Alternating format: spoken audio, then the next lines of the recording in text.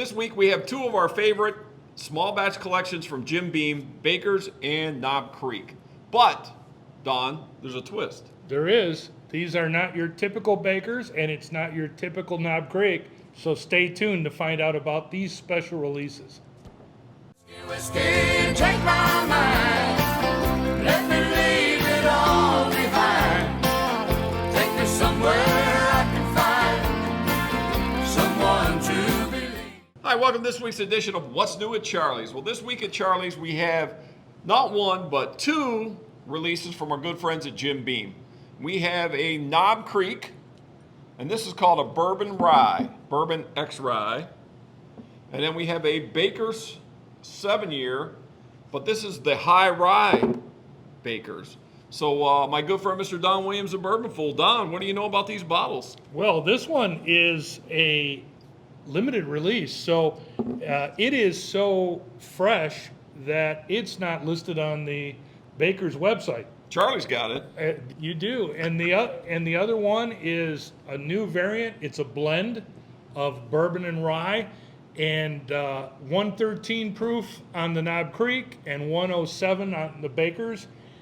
You know, these are both part of the original Jim Beam small batch collection.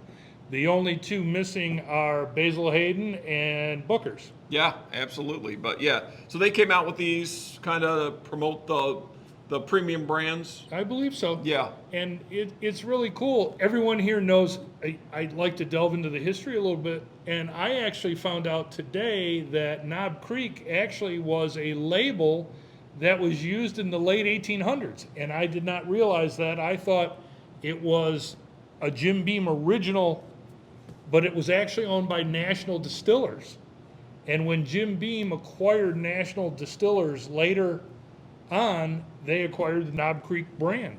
So the Bourbon Fool learned something today. Is that did. what you're telling me? I did. Wow. I'm glad I could open that door for you to research that. But yeah, I did not know that either. I just assumed. So most of them are named. The Baker's is after Baker Beam, right? Baker Beam. And Basil Hayden is After Basil Hayden. yep. And then Booker's after Booker No. So I just assumed that. Yeah. Yeah. Well, Knob Creek still has another connection. It's the river, the creek that Abraham Lincoln grew up on. Yes. So there is some historical fact there. But I did not realize that Knob Creek was actually used as a whiskey label in the 1800s. I didn't know either. So there you go. I'm gonna go ahead and crack this open. If you want to, we'll talk a little more about this. It's a blend, actually a blend of a bourbon and a rye, correct? It's Yeah. not a different mash bill. It is a 9-year-old bourbon and a 7-year-old rye blended together. Okay, all right. And that ought to be pretty interesting, actually. Yeah. Well, you're about to find out. Here we go.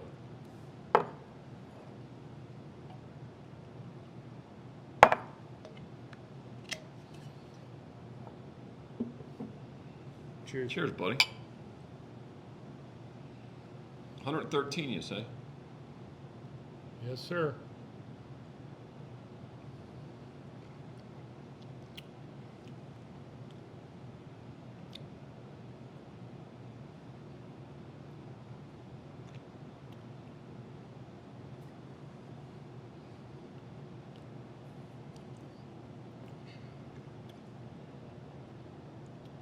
Wow, It's got a lot going on. that does have a lot going on. And 113 is not that, it doesn't drink like 113. It has the longest finish I've had in a while. I'll tell you that. Yeah, oh yeah. It just keeps going.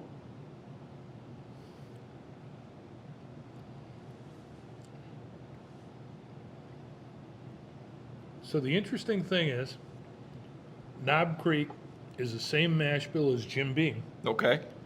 just aged differently, packaged differently. Yeah. And but- at a higher proof. And it doesn't taste anything like Jim No, Beam. no, it doesn't.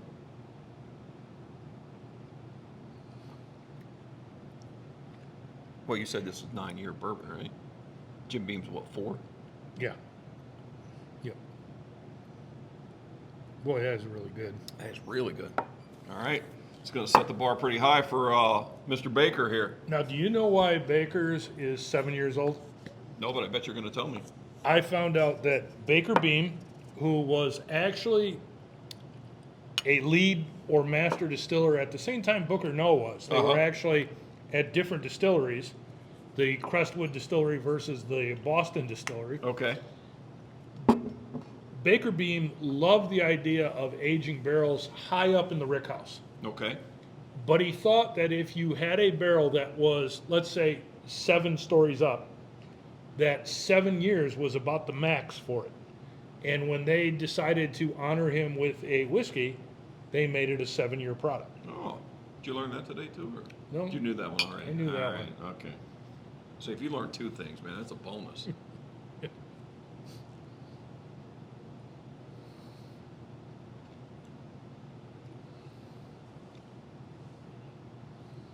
Okay, first, completely different. Completely different.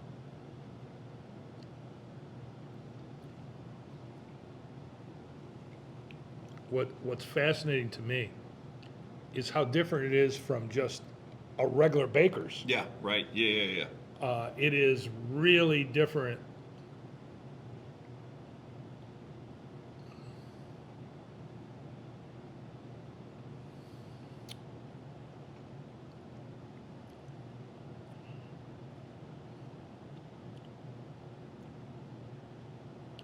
Yeah. So 107 proof, Yeah. and they call it High Rye. It doesn't have the spice that the Knob Creek has. No, not at all. Yeah. So you weren't able to actually find what the high rye meant, like Nope. what the I really couldn't. yeah. You said this wasn't really even on their website, huh? I looked because I thought it says 7 years, 6 months.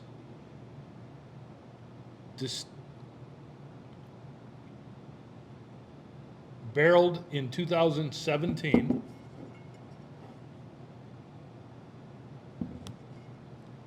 Yep. So this was not even on their website. Baker's has their own website. Yeah. It wasn't even on it. So, Wow. but I will tell you, I'll be very honest with you. I'm not, day in, day out, I'm not necessarily a Baker's fan. Yeah. I like this a lot. Yes. It's very good, but I'm shocked at how different they are. Yeah. Oh, these two are totally different. Yeah. Yeah. And 2 different animals for sure.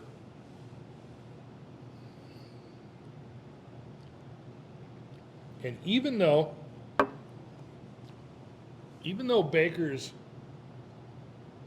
is a straight bourbon, I actually like that blend.